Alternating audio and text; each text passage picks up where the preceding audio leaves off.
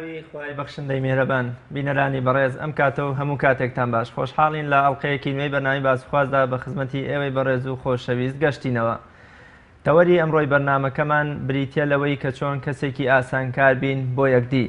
میوانداری زۆر بەڕێز دکتۆر محەممەد حسێن پێنجوێنیمان کردووە، زانا و بانخوازی ئاینی. مامۆستاگیان زۆر بەخێربی. سەلامی خواتان لەبێ لە ئێوە لە بینەرانی خۆشەویست و ڕەبی خوایە هەمومان لە خێرابی. زۆر سپاس. مامۆستاگیان لە ڕوانگەی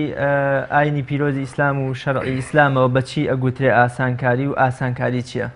سوپاس بۆ پەروەردگارەی کە ئاسانکاری هەڵبژاردووە بەسەر قورسی و ناڕەحەتیدا، و سوپاس و ستایش بۆ پەروەردگار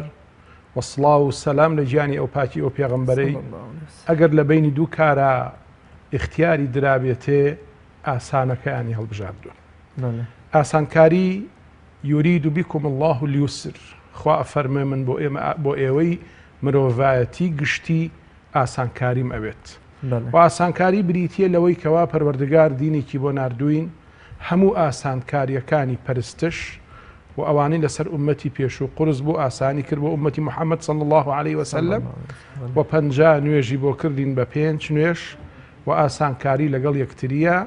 و هەروەها پێغەمبەر صلی الله عليه وعلى آله وسلم ئەفەرمێ سەماحەت و لێبوردن و ئاسانکاری و نەرمونیانی لە هەر شتێکا بێ جوان و قورزە بێ، و تەنگەژە و ناڕەحەتکردن و بارگرانی لە هەر شتێکا بێ تونگ و تیژی ناشیرینی ئەکا و بێ وەزنی ئەکە. بەڵێ مامۆستاگیان ئەم چەمکە کە ئەزانین قورئانی پیرۆز باسی کردووە، بزانین سەنگ و قورسایی ئەم چەمکە لە قورئانی پیرۆزدا چۆنە و قورئانی پیرۆز چۆن باسی لەوە کردووە. لە سەرەتادا خەتی و نەخشە ڕێگای مرۆڤەکان خوای گەورە ئاسانکاری هەڵبژاردووە. خۆی ئەفەرمێ یورید بکم اليسر، من ئاسانکاریم بۆ ئێوەی مرۆڤایەتی ئەوێ. و پێغەمبەر صلی الله عليه وعلى آله وسلم کاتێ معازی نارد بۆ یەمەن فەرمووی لەگەڵ هاوڕێکەیە، فەرمووی بەشیرە وەلا تونەفیرە، ئێوە مژدە دەربن، خەڵک دوور مەخەنەوە لەم ئاینە، ناڕەحەتی مەکەن، قورسیان مەکەن لەسەری کە خەڵک نەتوانێ و تەحەمولی نەکا. یەسیرە وەلا توعسیرە، فەرمی ئاسان خواز بن. دائما پێغەمبەر صلی الله عليه وسلم لە هەر شتێکە اختیاری درابێتێ. عایشە ئەفەرمێ دایکی ئیمانداران ڕزای خوا لە خۆی و لە باوکی بێ، ئەفەرمێ ئیلا پێغەمبەر صلی الله عليه وسلم ئەیسەڕەه، ئەوەی زۆر ئاسانکار بێ بۆ ئومەت هەڵی ئەبژارد بۆ ئەوەی ئومەتەکەش چاو لە پێغەمبەر کا صلی الله عليه وعلى آله وسلم. بۆیە ئاسانکاری سیمای ئەم دینەیە و ڕایەڵە و فەلسەفەی پەرستشی پەروەردگارە کە بەو شێوازە کاتێک ناتوانی بە پێوە نوێشکەی بە دانیشتنانەوە، ناتوانی بە نادیشتنانەوە، خوای گەورە ئەفەرمێ عەلا جنوبهم، لە سەفەرای ناتوانێ بە ڕۆژوبی، خوای گەورە ئاسانکاری کردووە. فعدة من أيام أخر، نەخۆشی بە هەمان شێوە هەموو کردارەکان لە پەرستشا پەروەردگار ئاسانکاری تیا کردووە. بەڵێ کەواتە ئاسانکاری لە ڕوانگەی عیبات و پەرستشەکانەوە چییە و تا چەند مرۆڤ وەکوڵێ ئەو سنوورە ئەتوانێ بەکاربێنێ بۆ پێغەمبەر صلی الله عليه وعلى آله وسلم کاتێک دەچینەوە خزمەتەکەی فەرمایشتەکەی کە بۆ معازی فەرموو یەسیرە وەلا توعسیرە، ئاسانکاریمان هەیە و ناڕەحەتی و بەرگرانیشمان هەیە. فەرمی ئەمەیان هەڵببژێرن وەلا توعسیرە، لەسەر خەڵکی ناڕەحەت مەکەن. واتە ڕایەڵەی پەرستش لە زبانی پێغەمبەرەوە صلی الله عليه وسلم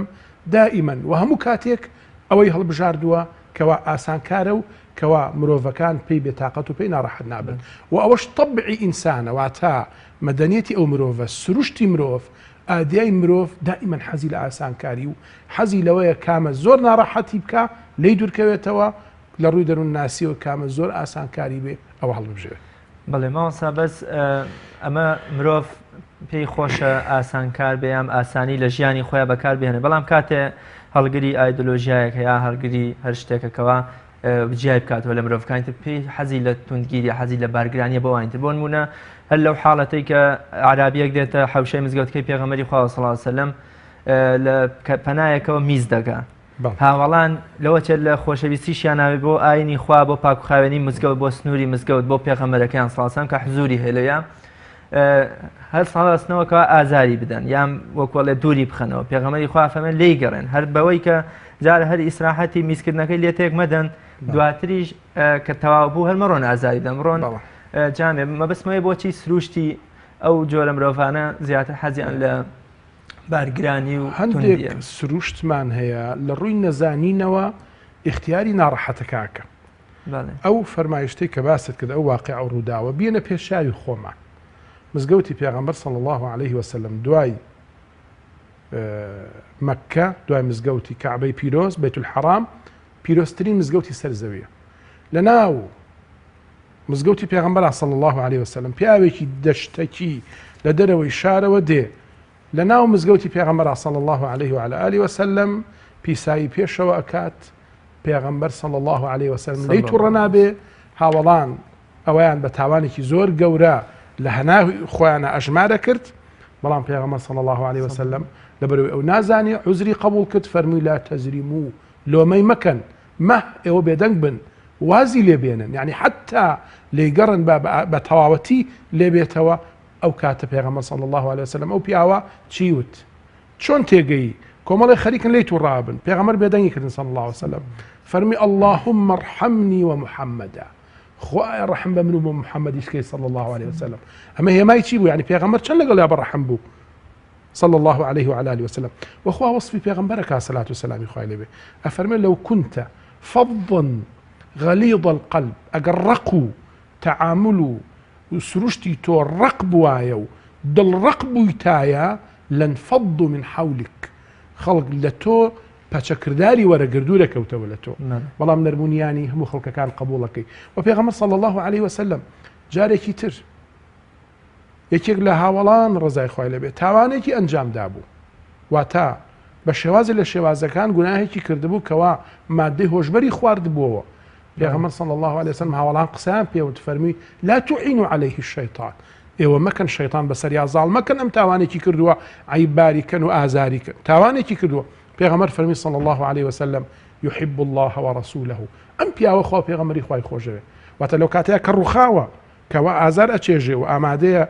تۆڵەی ئەوەی لێ بکرێتەوە کەوا مادەی هۆشبەری خواردوێتەوە بەڵام پێغەمبەر فەرمێ صلی الله عليه وسلم يحب الله ورسوله واتە بە هەڵەو بە تاوانێک ضربی سفر ناکرێ و پێغەمبەر وەرەی ئەداتێ صلی الله عليه وسلم کە فەرمی خوا پێغەمبەری خوای خۆشەوێت مامۆستا هەمیشە لە گەیاندنی بەرنامە بانگوازی خۆیە دوو جۆر ڕێگەمان هەیە ڕێگەیەکیان مەسلەی بانگکردن و بانگەوازێکی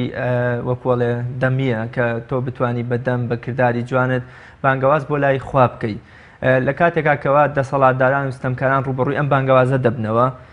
ئەو کاتە قۆناغی جیهادکردن و شمشێر هەڵگرتن دێتەکایەوە ئەمانەیە بزانین بۆ نمونە ئێستا بانگەوازکردن سروشتێکی نەرمونیانان و ئاسانکارانی تایە جیهادکردنیش بە پێچوان هەم بۆ مسلمانەکان سەختی دژوارە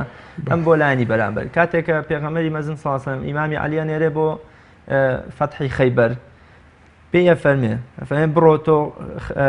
بەیانی من ئاڵاکە دەمە دەست کەسێکەوە کە فەتحەکەکە بەڵام ئەی عەلی بزانە ئەگەر تاکە کەسێ لەسەر دەستی جەنابت مسلمان بێ لە هەرچی حوشتری سوور هەیە بە نرخترە لای خوا کەواتە مامۆستا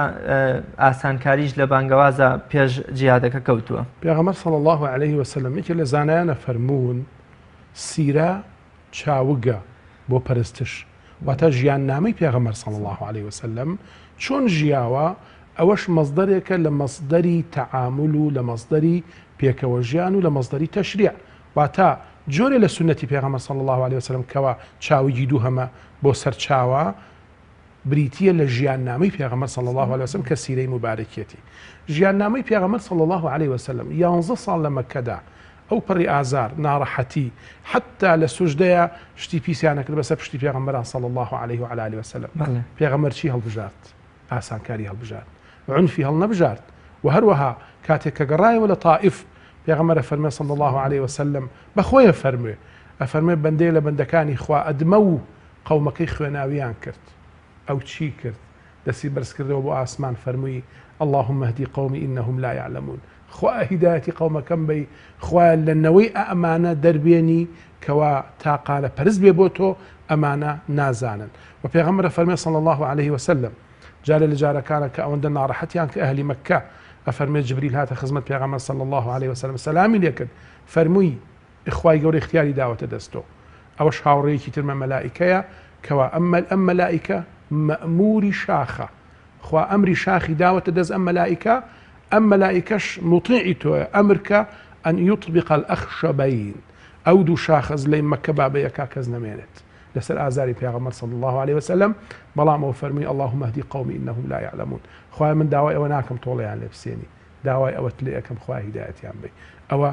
پێغەمبەر صلی الله عليه وسلم وەڕەحم و سۆز و سەماحەتی پێغەمبەر لەگەڵ ئومەتیە پاشان بە دوعایەک پێغەمبەر صلی الله عليه وسلم تا ڕۆژی زیندوو بوونەوە بەردەوامە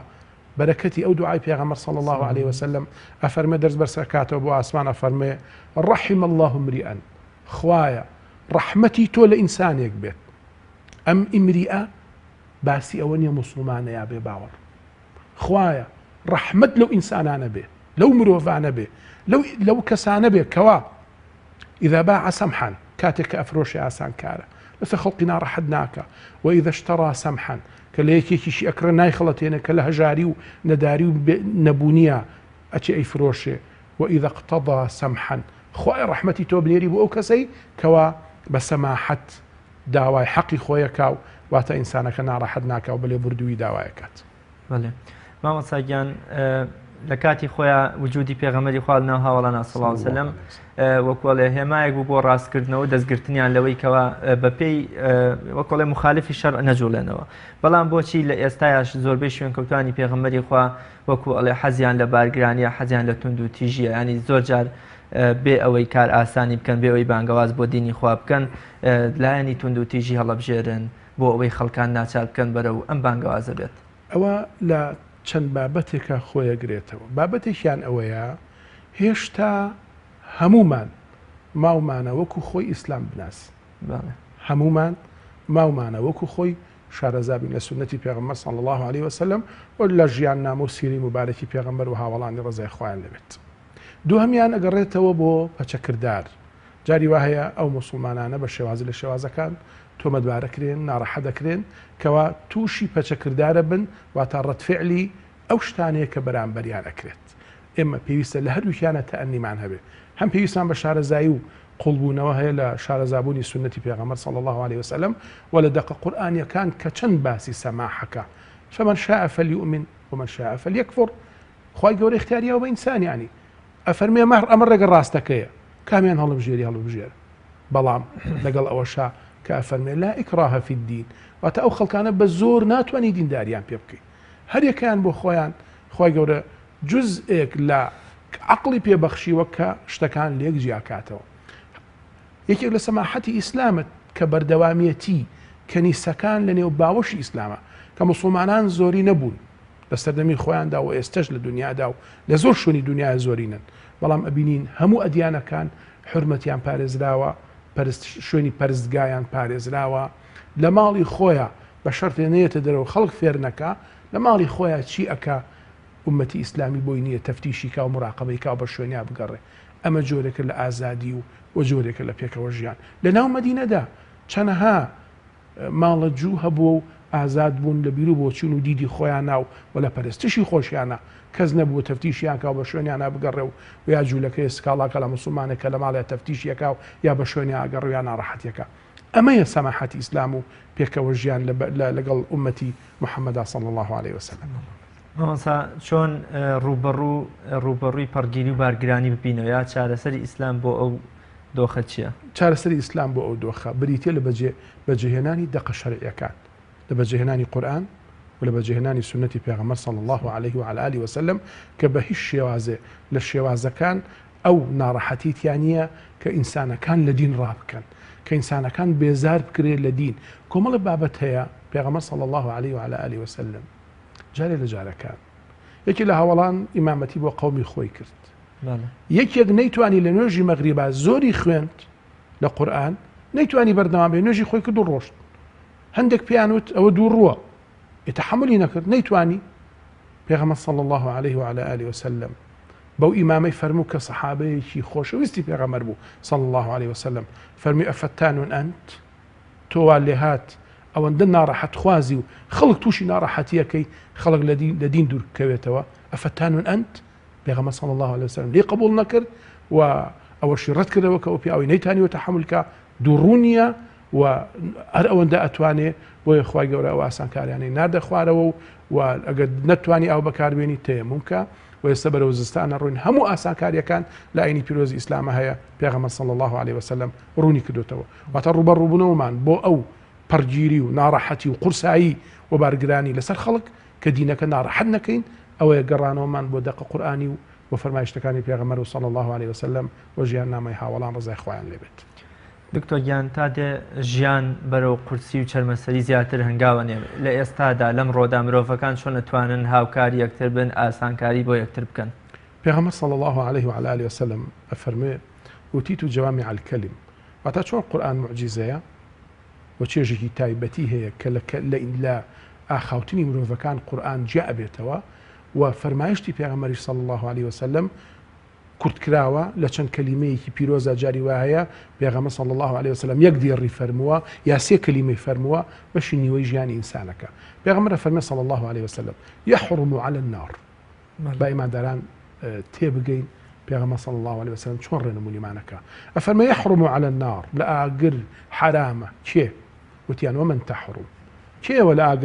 لە ئاگر حرام کراوە جەستە و زبان و دەموچاوی ئەی پێغەمبەری خوا صلی الله عليه وسلم فەرمی كل قريب هين سهل هەموو ئینسانێک کە قەریب بێ واتە پێکەوە بژی نزیک بێ و هەین ئاسان خواز بێت و سەهل و ئاسان کار بێت نەرمونیان و ئاسان کار و قەریب یعنی نزیک بێ لە خەڵکەوە تەحملی ئازارەکانیان بکە فەرمی ئەوە خوای گەورە لە ئاگر حرامێکەوە ئینسانە و پێغەمبەر صلی الله عليه وعلى آله وسلم ئەفەرمێ خەیر الناس ئەنفعهم بەڕێزترین بەپیتترین خەیرترین ئینسان کە خەیری زۆرە و بەرەکەتی خۆی بەسەر ڕژاوە ئەو کەسانن کەوا لە گەڵ ئینسانەکانە ئەنفعهم لە هەمویان بەسووترە بۆیان. پێغەمبەر فەرمێ صلی الله عليه وسلم أحب الأعمال إلى الله خۆشەویستترین عمل خوای گەورە کۆمەڵی عملی هەیە زۆر خۆشیەوە بەڵام لە هەمویان خۆشەویستتر ئەفەرمێ إدخال السرور على قلب مؤمن تۆ هۆکاری هێما بیت بۆ ئەوەی سەبەبی بزەی لێوی خەڵکەکان بی نەک سەبەبی ناڕەحەتی و هەواڵی ناخۆش و ناڕەحەتیە. و پێغەمبەر فەرمێ صلی الله عليه وسلم اللهم أي إلهي من أي پەرستراوی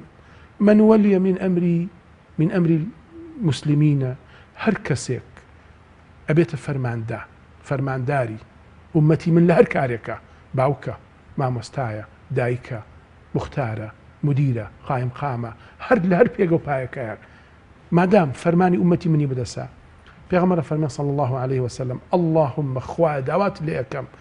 ئاسانکاری بۆ بکەی ئەگەر لەگەڵ یانە ئاسان بوو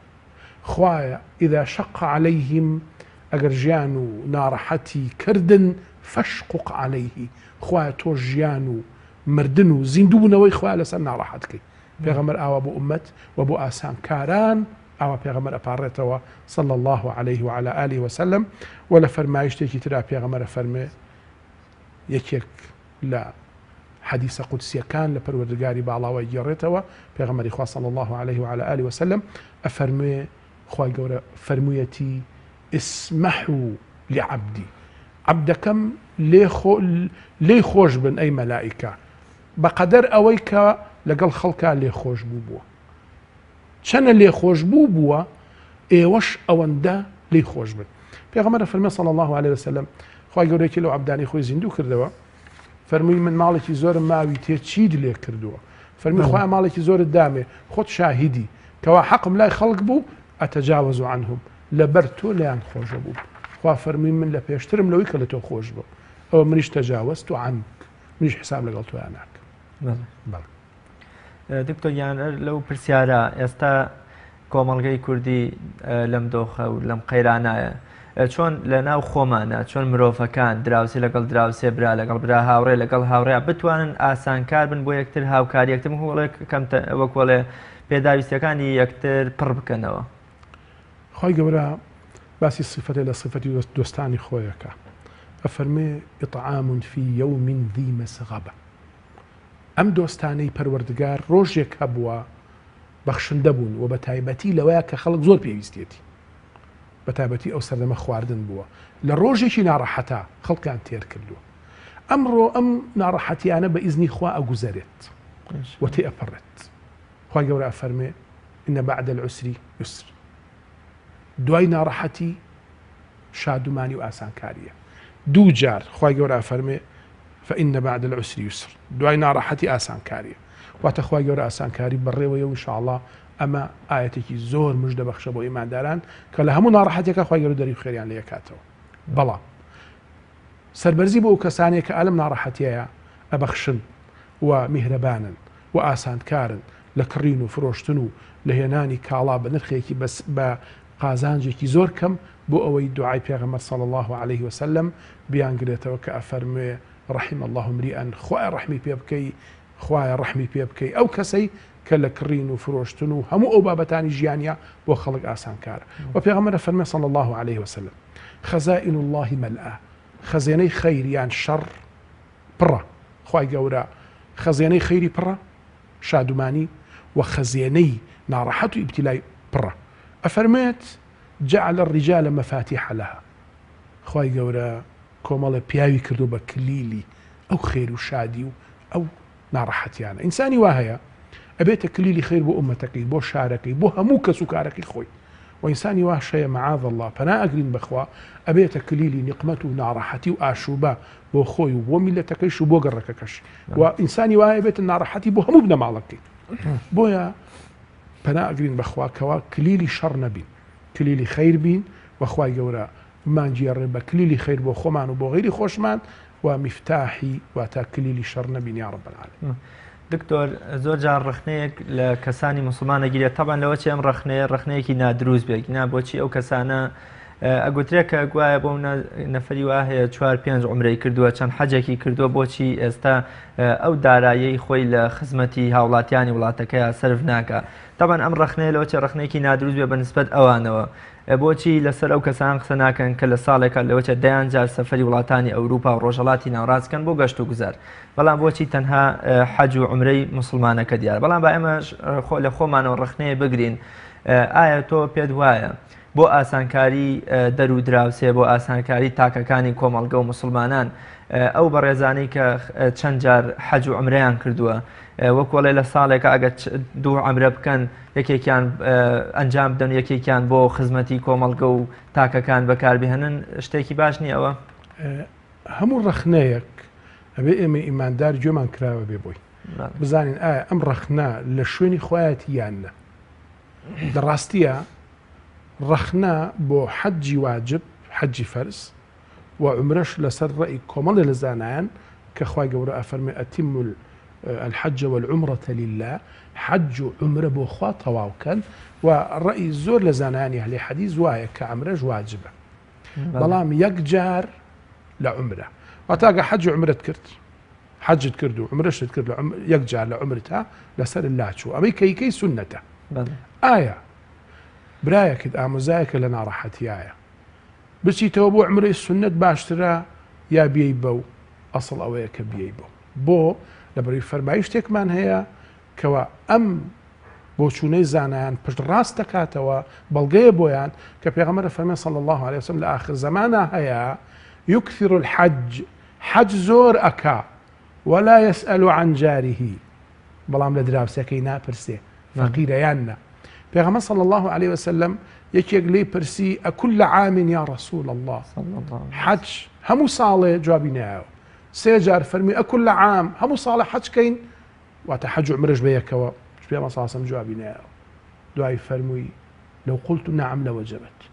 ئەگەر ئەمرم بۆ هاتایە و بموتایە بەڵێ لەسەر واجب بوو نەشتانەتوانی بیکەن. واتە لە ڕاستیە ئەو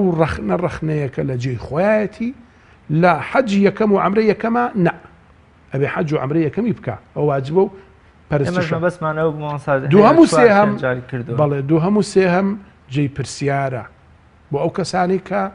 ئەگەر دراوسەکان برسیە پێغەمبەر فەرمێ صلی الله عليه وسلم لا يؤمن بي ئیمانی بە من نەهێناوە کامڵ نییە ئیمانی و ئیمانداری ڕاستەقینە نییە بە پێغەمبەری خوا صلی الله عليه وسلم. 3 جار فەرمووی من باتە شەبعان ئەو کەسەی بە تێری شەو بباتە سەر ڕۆژ کاتەوە وجاره جائع وهو يعلم دراوسەکەی برسی بێ و ئەم بزانێ ما ئامانە بی پێغەمبەر فەرمی صلی الله عليه وسلم ئیمانی بە من نەهێناوە بەڵێ ئەو رەخنە لە ڕوویە لە ڕووەکانیەوە جێخۆیەتی و ئەوەشی کە بۆ دوو هەموو سێ هەموو چوارەم ئەڕوە لە حەج و عومرەدا ئەسڵ ئەوەیە لەم ئەمڕۆ کە ڕۆژی ناڕەحەتی و نەبوونی و نەداری و بێموچەیە بیکا بە خێر بۆ کەس و کارە نزیکەکانی خۆی إن شاء الله ئومێد دەکەین بە ڕەحمی خوا خێری زیاتر. مامۆستا هەر بۆ بەرچاو ڕۆشنی بینەرانیش ئەڵێ جارێ یەکێ لە هاوڵانە چێتە مزگەوتەوە بە ئیمامی حوسێنە فەرمێ وەرە پێداویستیەکم هەیە یارمەتیەکم هەیە وەرە یارمەتیم بدە و بۆم جێبەجێ بکە ئەویژە فەرمی وەڵام من لە ئیعتیکافم نایشکێنم دوایی هەر لەو مزگەوتە لە حەوشەکەیە بە ئیمامی حەسەن نەبینێ کە هەر برای بووە ئەوڵێ وەڵام من لە باوای خۆم بیستووە وەکوڵێ ئەگە پێداویستی برایەکی مسلمانم جێبەجێ بکەم کاراسانی بۆ بکەم أن أعتكف شهرا من هذا المسجد مزقوتي بيغمبر صلى الله عليه وسلم بيغمبر فرمي صلى الله عليه وسلم لأن أمشي لقل برايك مع بروم بيويستيك محتاجيك بمن برا بيتوا لقل يا بروم بوي بركما وبيم باشتر لو يجمانج لو مزقوتي اعتكاف واتشون بهانا إيمان داره وواجبه اعتكاف ومعنوي الشولة مزقوتها سنته ومزقوتي بيغمبر صلى الله عليه وسلم كيك فرس بهزار يك فرس بهزار فرزة يك نويش بهزار نويجة واتا لبيني سنتي معنى ولا مزقوتا وسنتي نويش كام يان باشترا لقل برايك تابروي لقل برايك تابروي مامۆستا ئاسانکاری هەست و سیفەتێکی بەرزی نێوان مرۆڤەکان یا هەست و سیفەتێکی نێوان مسلمانان خۆیانە کە هەرەبێ هەموو مرۆڤەکان ئاسانکار بن بۆ یەکتر کاراسانی بۆ یەکتر بەڵام لە ئێستادا کردەوەیەکی ناپەسەند لە ناو زۆربەی دام و دەستگا و دائیرەکانە ئەبینێ ئەویش مەسەلەی واستە و واستەکاریە ئایا ئەم واستەکاری بۆ جێبەجێکردن و ڕاپەڕاندنی ئەرکی مرۆڤێک یام کارێکی کەوا پێویستی بە دامەزراندنە بە موچەخۆریە بۆ ئازادکردنی کوڕەکەیەتی ئەچێتە خانەیە کاراسانیەوە بەڵام لە بەرامبەر یا بەرتی لێشتێ وەربگرێ ڕاستیە پێغەمبەر فەرمێ صلى الله عليه وعلى آله وسلم لعنەت و نەفرینی خوا دوور بێ لە ڕەحمی خوا کێ ئەفەرمێ ئەو کەسەی ئەڕاشی والمرتەشی ئەوەی کە بەرتی لەدا و ئەوەشی کە وەریەگرێ لە دینی ئێمە ئەوە گوناهی کەبیرەیە وەلعنەت و نەفرینی بەدوایە دێ ولا ڕوايەتێکی تریش ئەفەرمێ ڕائیش ئەو کەسێک کە دەڵاڵە لە بەینیانە بەڵام ئەم لعنەت و نەفرینە بۆ ئەو کەسانەیە کە حەق ئەکەن بە بەتاڵ و بەتاڵەکەن بە حەق ئینسانە لە دائیرەیەکایە خەڵکی کە لەو لە پێشتر هەیە دەرەجەی زیاترە مستحقترە ئەسڵ ئەوەیە کە ئەوە تەعین بێ ئەمە دینی ئێمەیە ئەمە دینی ئیسلامە و ئەگەر بە بەرتیل پێش خەڵکی ترکەوت دڵنیا بە بەر نەفرین و لعنەتی خوای ئەکرێت ئەگەر بۆ منە کارەکە کە ئەم داوای کردووە داوا کارەکە کە داوایەکە کارێکی بەجێ و دروست و پەسەند مافی کەسانی تریتیانە بەڵام کەسی ئەوەی کار بەدەست لە بەرامبەر بڕێ پارە یام شتێکە ئەو کار ئەوەش گوناهە بۆ بەڵام ئەو هەڕەشە و لعنەتە نەفرینە نایگرێتەوە بەڵام هەر گوناه و محەڕەمە بۆ لەبەر ئەوەی ئەو مۆزەفەی فێری ئەوە کرد و هەروەها ئەم ئینسانەگە هەر ناچار بوو هیچ دەرەتانێکی نەبوو ئەویان لێ ئەسەند ئەم مەزڵومە بەڵام ئەوەی وەری ئەگرێ لەی زاڵمە وەخوای گەورە لی تووڕە ئەبێ لەبەری زوڵمی لە ئیماندارێک کردووە پارێکی کۆ کردوێتەوە کەوا بۆینە بۆ ئەو پارە بسێنێ ئەوانش بۆ خۆی زوڵم و ستەمە بەڵام ئەگەر کەوتە حاڵەتێکەوە لە ناچاریە زوڵمیان لێ ئەکرد ئەو زوڵمە بەوە دەفع بوو ئەوە بابەتێکە هەرگوناهە بەڵام ئەتوانین بڵێن وەکو زانایانە فەرمونون گۆڕینی حەق بە بەتاڵ نیە بەر ئەو نەفرین و لعنەتە ناکەوێ ئەمە معنای ئەوە نیە کە ئەوە دروستە بەڵام ئەوە بابەت و حاڵەتێکی ناچاریە ئەگەر نەیکە باشتر و سەلامەتر. دکتۆر گیان پێغەمبەری خوا صلی الله علیه و سلم لە فەرمودەیەکە فەرمێ هەموو کار بەدەستێک شوان و بەرپرسیاری ڕعیەت و ژێردەستەکانی خۆیەتی لە ئێستاشدا لە کۆمەڵگەی ئێمە خەڵکی دابەشوە بەسەر چەند حیزب و وەکو ئەڵێ گروپێکەوە بێگومان ئەم حیزب و گروپانەش کار بەدەست و شوانی ئەم خەڵکن لە ئێستادا ئەم قەیران و دۆخەنا هەموارەی کە بەرۆکی خەڵکی کوردستانی گرتووە وەکو ئەڵێ ئەحزابەکان ئامادە نین تەنازول بۆ یەکتر بکەن کاراسانی بۆ یەکتر بکەن جەنابتان سەبارەت بەم دیاردەیە چی ئەڵێن و ئامۆژگاریشتان بۆ کار بەدەستان چییە؟ لە پێشە نەسیحەتی خۆمان ئەکەین ئەمجار نەسیحەتی کار بەدەست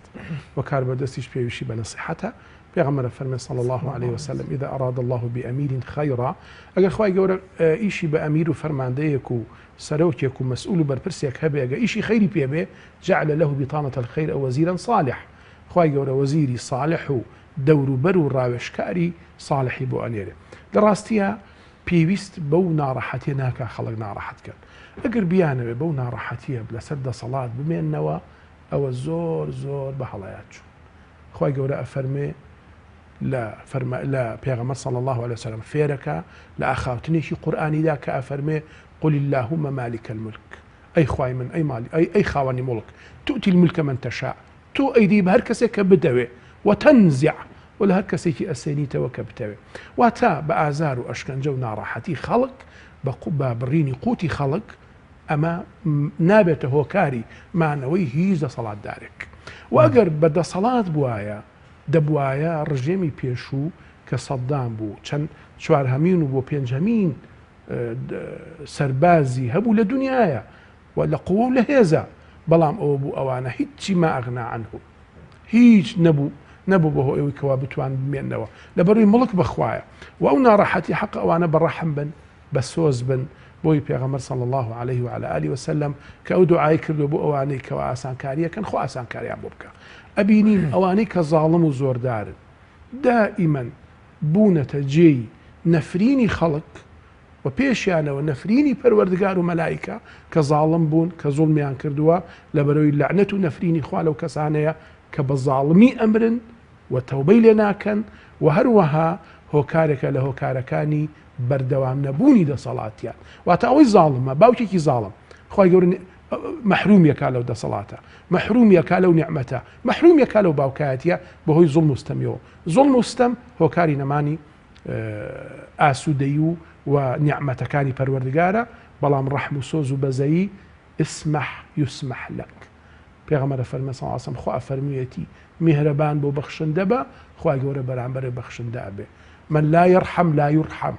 پێغەمبەر فەرمێ صلی الله عليه وسلم ئەوی بەڕەحم نەبێ خوا گەورە ڕەحمی پێ ناکا بۆیە با هەمومان بە سۆز بین ومن تواضع لله رفعه الله ئەوەی تەواضعی هەبێت خۆی بەکەم بزانێت و ئاسان کار بێ خوا گەورە بەرزی ئەکاتەوە و داواکەین لە خوا بەناوە جوانەکانی خۆی ڕێ ئاسانکاری بۆ ئەم میلەتە ئەکا خوا گەورەکاری بۆ ئاسانکە ئەوەی تەوبە ناکا و میلەت ناڕەحەتەکە لە هەر بەرگ و پۆشاکێکایە خوا گەورە انتقامی لێ بسێنە و تۆڵی لێ بکاتەوە. بەڵێ دکتۆر گیان ئایا هەمیشە وەکو لە ئاەتەکەشا دەرەکەوێ کە دوای هەموو تنگانە و ناڕەحەتی و موسیبەتێ ئاسانکاری دێ مەرجە ینی ئەو کاتانە کە ناڕەحەتی و موسیبەت و بارگرانی ڕوو لە مرۆڤەکە اینجا وەکۆڵی ئاسانی و کار ئاسانی بۆ مرۆڤەکان دێت پێشەوە بەتاکید علەمایانە فەرموون بعد كل محنة منحة لە دوای هەموو ناڕەحەتیەک شادومانی خۆشیە و جاری وایە ناگەیتەوە شادومانی و خۆشیە تا بۆ ناڕەحەتی هاتێنە بڕێ یوسف سەلامی خوای لێبێ تا نەچوە ناو بیر و تا نەبوو بە عەبد نەبوو بە دەسەڵاتداری وڵات و نەبوو بە عەزیزی میسر باتە خوای گەورە بۆ ناڕەحەتیانە ئیبا بۆ ئەوەی دوای هەموو محنە و ناڕەحەتیەک علەمایانە فەرموون چی هەیە دوای ئەوە منحە هەیە بەخشندەی و سۆزی پەروەردگارەیە پێغەمبەر صلی الله عليه وعلى آله وسلم ئەو ناڕەحەتیانی مەکەی چەشت تا خوای گەورە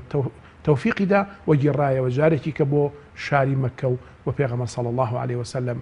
ڕەسی هەرەم بووە تا یەکەم دەسەڵاتی بەشەر بوو لە نێو شاری مەکە و لە دەوروبەری خۆیان. دکتۆر گیان هەر لە مەسلەی ئاسانکاری بۆ دەوروبەرمان ئاسانکاری لە ناوناندا ناونانی مناڵ بۆ نمونە سعیدی کوڕی موسەیب کە یەکێک لە تابعیە بە ڕێزەکانە فەرمێ باپیم ناوی حەزن بووە چۆتە خزمەتی پێغەمبەری خوا صلی الله علیه و فەرمی ناوت چییە وتوێتی ناوم حەزنە ینی هەمیشە خەمۆک و بێتاقەت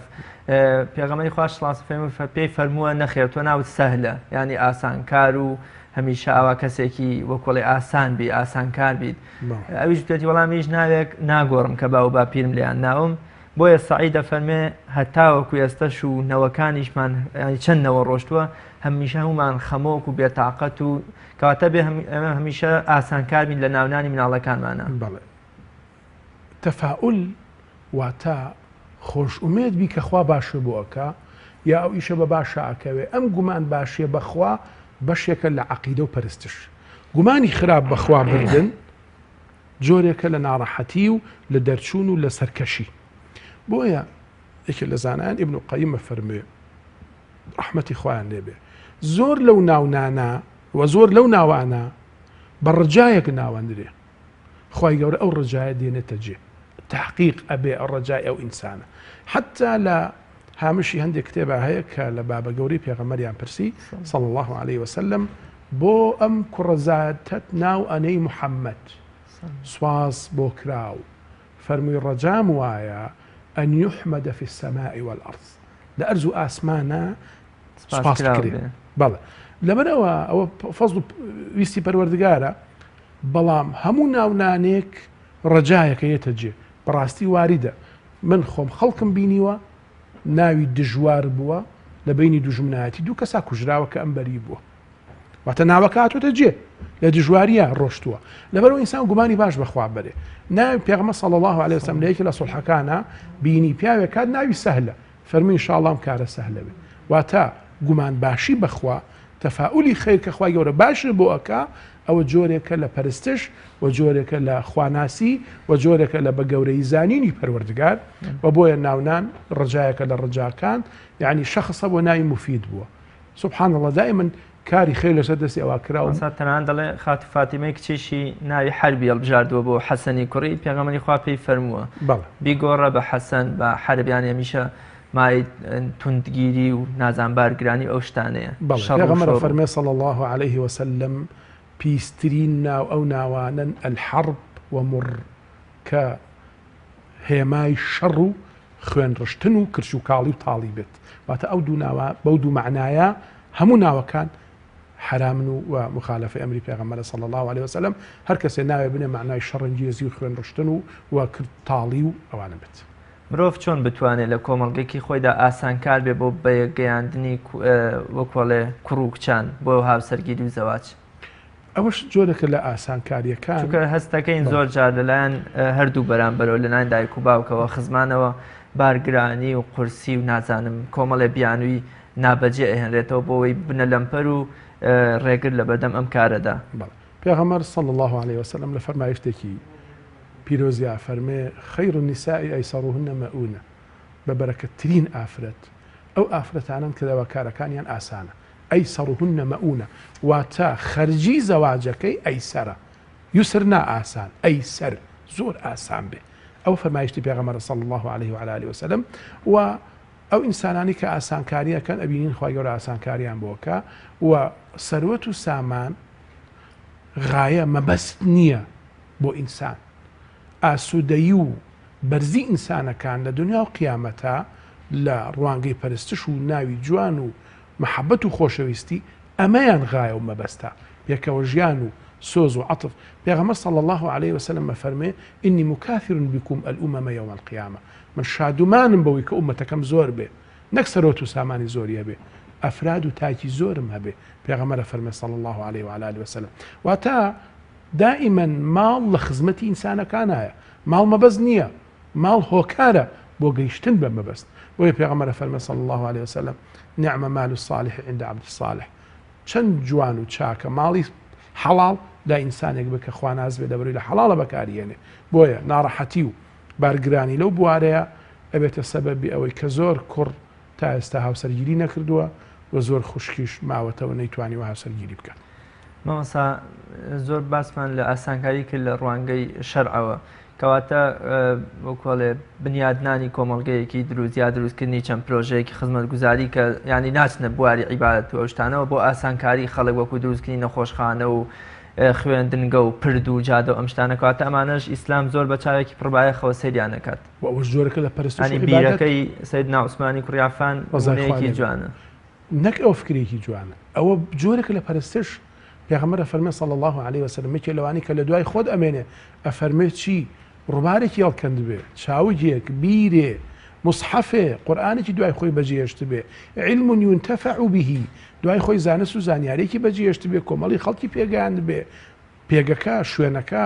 مامۆستا و ئەو کەسانەی کەوا ئەسباب قەڵەم ئەمانە هەر هەمووی سەدەقەی جاریەن و ئاسانکارین و هەر کەسێ لەمانەیە بەشدار بێ جۆرێکە لە ئەخلاقی جوان پێغەمبەر فەرمێ صلی الله عليه وسلم عەبدی وا هەیە خوای گەورە بۆی حیسابەکە قائم الليل وەگەوایە شەو نەنووست بێ وصائم النهار هەموو ڕۆژەکە بە ڕۆژوو بێ بحسن خلقه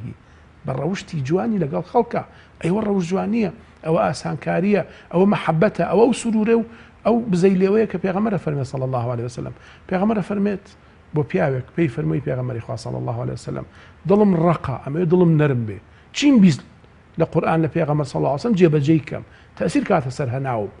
فەرمووی فەلیەمسەح ڕەئسە اليەتیم بڕۆ دەست بەسەر هەتیوا بێنە واتە لێی بپرسە کاتە دەست بەسەریان یانی لێ پرسی معنایەوەی چیت ئەوێ محتاجیەکانی بۆ پڕکەیتەوە ئەمانە هەمووی ئاسانکارین و سەبەبی سرەوتی هەناوە و سەبەبی کردنەوەی ڕەحمەتی پەروەردگارە لەلایەن پەروەردگارە لەسەر ئینسانەکان. دکتۆریان کاتی بەرنامەکەشمان بەرەو تەوابوونە چێ شتێک کەوایە ئێمە نەمان پرسی بێ و نەمانوت بێ لەسەر ئاسانکاری و ئاسانکاریکردن بۆ دەوروبەر و کۆمەڵگەکەمان جەنابتان ئیشارەیەکی پێ بکەن. زۆر سپاس. پێغەمبەر صلی الله عليه وعلى آله وسلم باسی کۆمەڵی خەڵکەکە فەرمێ ئەگەر خەڵقی ئایان بینن خواپەرستی و خۆشەویستی خوا و پێغەمبەرەکەی و ئاسوودەیی بە دڵیان ئەگا یعنی کۆمەڵی خەڵکەیە هێمای ئاسوودەییە خوای گەورە کردوێتی بە موژدە بۆ خەڵک و کۆمەڵێکی خەڵکی شەیە خوای گەورە بینینێ و خەڵکانە ناڕەحەتی و نیقمەتە بۆیە خوای گەورە عەبدێکی خۆش بێ لە ئاسمانەکان بانگای جوبریل ئەوانیش دەفەرمون لەبەیک خوای لەژێر فەرمانتای ملکەتین ئەفەرمێ فڵان کەسم خۆشەوی خۆشتان بوێ پێغەمبەر فەرمێ صلی الله عليه وسلم ئەو خۆشەویستیە لەسەر زەویایەت دا ئەبەزێ و هەموو ئەهلی حەق ئەو دەموو چاوە جوانی خۆشەوێ و کۆمەڵ خەڵکیش هەن کە دژایەتی دینی خوا و دژایەتی ئاسوودەی و ناڕەحەتی خەڵکن سەبەبی ناڕەحەتی خەڵکن خوای گەورە خۆشی ناون و ئەفەرمێ جوبریل ئێوەش خۆشتان نەوێ مەلائیکە خۆشی ناوێ و ئەو بێتاقەتی و بێزاری خەڵک لەو نوع دەموو چاوانە یەتە سەر زەوی خۆیان لەو دەموو چاوانە بین کە هێمای ئاسوودە و سمبولی بانگەوازی تۆین و سمبولی خەیری بن بۆ خەڵک بەخوایە پەناگریمە تۆ لەو دەموو چاوانە نەبین کە سەبەبی ناڕەحەتی و نیقمەتین بۆ خەڵک. دکتۆر گیان زۆر سپاس دەکەین بۆ ئامادەبوون لە بەرنامەی باس و خوازدا. سڵاو و ڕێزمان هەیە بۆ ئێوە بۆ بینەرانی خۆشەویست. بینەرانی بەڕێز بەم شێوەیە هاتینە کۆتایی ئەڵقەی ئەمڕۆمان تا بە یەکگەیشتنەوەی تر بەخوای گەورەتان ئەسپێرین هەر شاد و سەرکەوتوو بن خواتان لەگەڵ.